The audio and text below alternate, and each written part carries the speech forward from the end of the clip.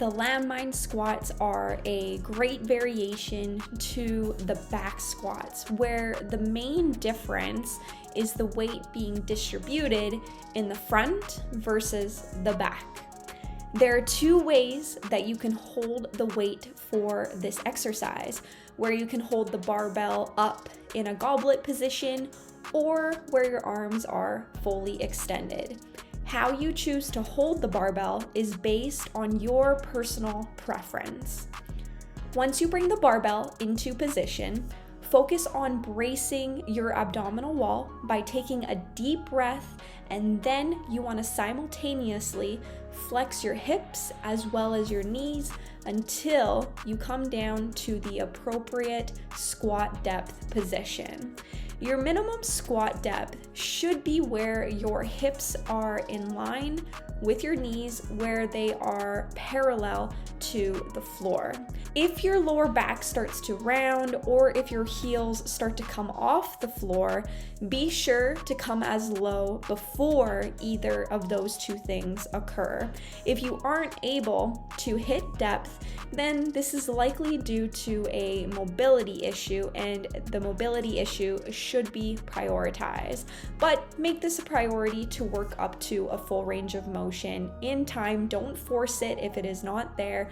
Focus on it so that way eventually you can get an optimal amount of muscle recruitment in your quads as well as your glutes. Once you have reached depth, then you want to focus on extending your hips and your knees simultaneously until you are back to the starting position. Make sure that your hips aren't raising before your knees and that they are extending at the same time. When you come back to the starting position, you also want to be sure that you come up where you stand up in a straight line and you're not overextending your hips forward. Quite often when people do this, it looks like they're doing a little bit of a mini hip thrust at the top. This is something we want to avoid. Just stand right back up in a straight line. And then lastly, we want to ensure we are bracing correctly. So breathing correctly, it helps ensure that your abdominal wall is braced, which does help reduce the risk of injury.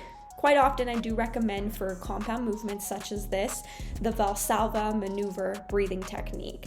And this is where you breathe in, you lock that air by placing your tongue to the roof of the mouth, and then you brace your abs, push them outwards, and complete the entire rep. Then you want to exhale as you come and stand back up, and then repeat this type of breathing technique for the remainder of your reps.